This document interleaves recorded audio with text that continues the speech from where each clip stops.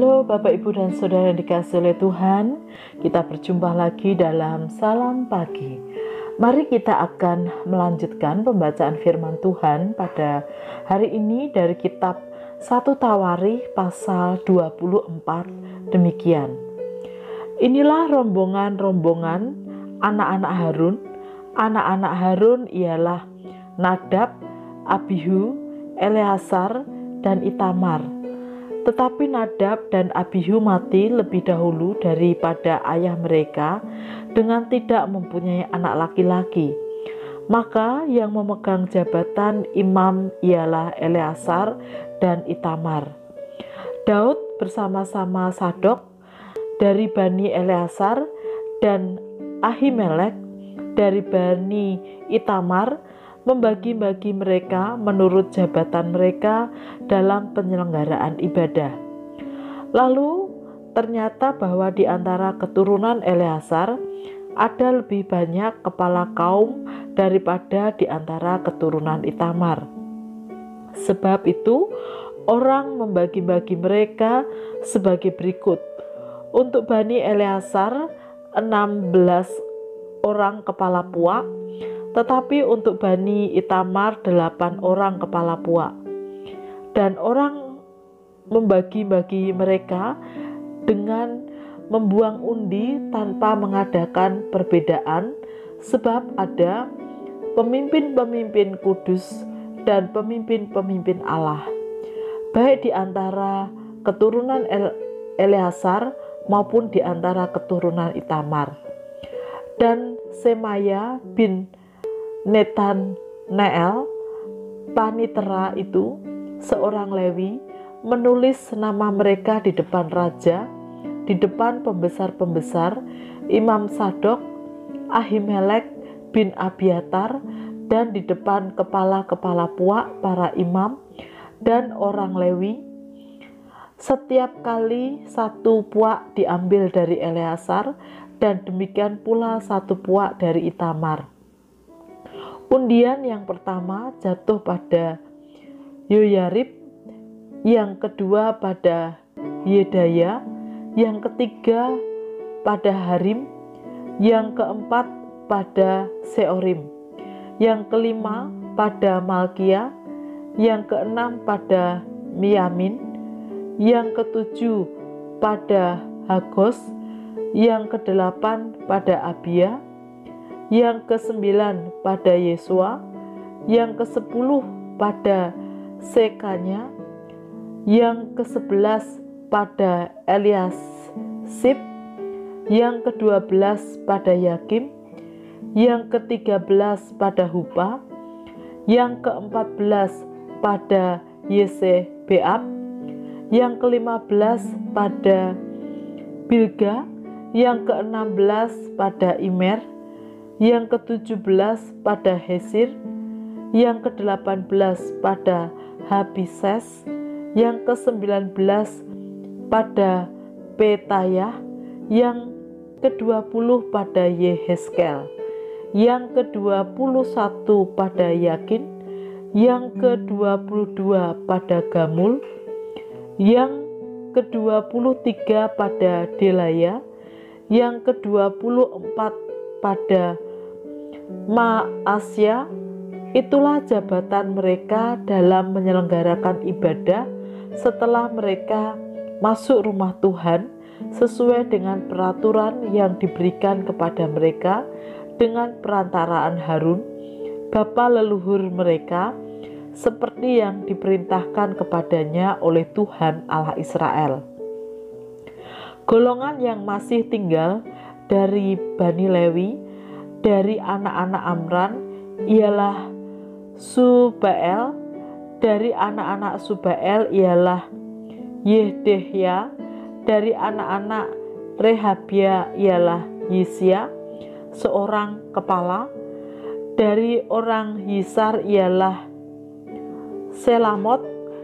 Dari anak-anak Selamot ialah Yehat.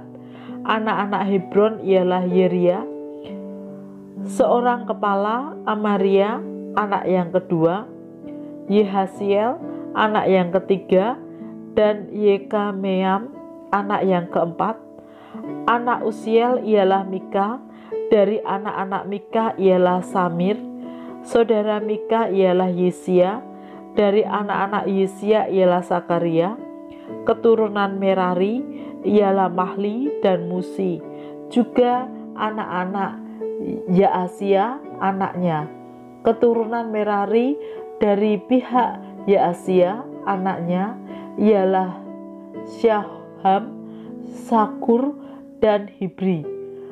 Dari Mahli ialah Eleazar, dia ini tidak mempunyai anak. Dari Kis, anak Kis yakni Yerahmeel. Anak-anak Musi ialah Mahli, Eder, dan Yerimot. Itulah Bani Lewi menurut puak mereka. Mereka ini pun sama seperti saudara-saudara sesuku mereka, anak-anak Harun, membuang undi di depan Raja Daud, di depan Sadok, Ahimelek, dan para kepala puak, para imam, dan orang Lewi. Dalam hal ini, seorang kepala puak sama dengan saudaranya yang terkecil. Bapak, Ibu, dan Saudara yang dikasihi oleh Tuhan, dalam sejarah umat Israel, ada yang disebut dengan imam, yaitu Harun dan keturunannya. Yang kedua adalah suku Lewi yang dikhususkan untuk melayani pekerjaan di rumah Tuhan. Mereka adalah kelompok-kelompok yang diminta untuk melayani terkait dengan peribadahan, pelayanan yang dilakukan oleh umat Israel pada Tuhan. Tugas mereka sangat banyak. Oleh karena itu, mereka dibagi-bagi tugas mereka sesuai dengan masing-masing bidang yang ada.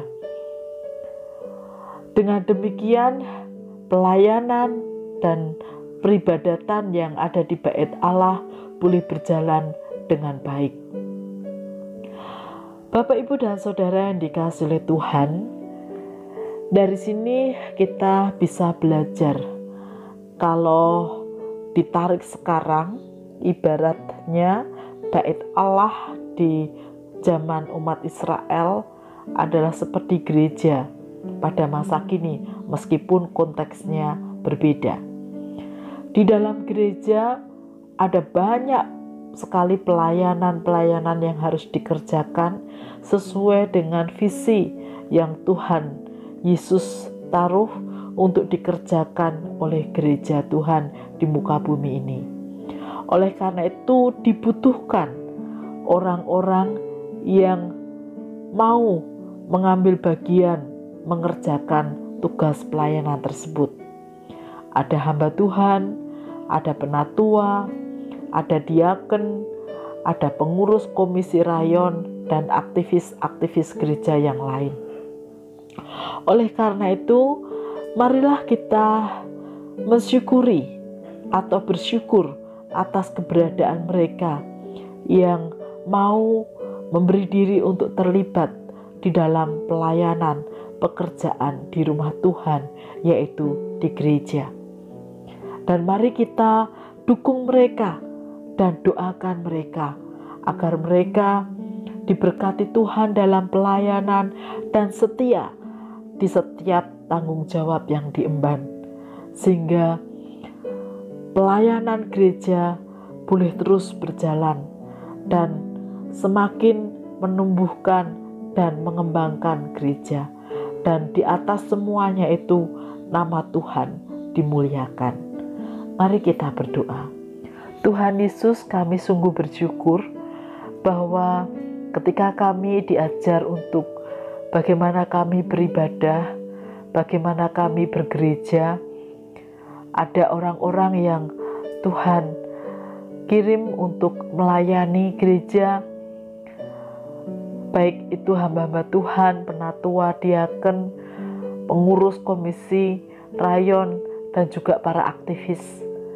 Kami bersyukur untuk mereka Tuhan, Dan biarlah Tuhan terus memberkati mereka agar mereka tetap setia melayani Tuhan di tengah setiap jerih juang mereka, di tengah setiap kesibukan mereka.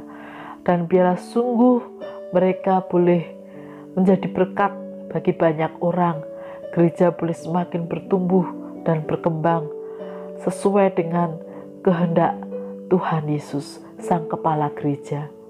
Kami menyerahkan Tuhan gerejamu ke dalam tangan kasih dan kuasa-Mu. Di dalam nama Tuhan Yesus kami berdoa.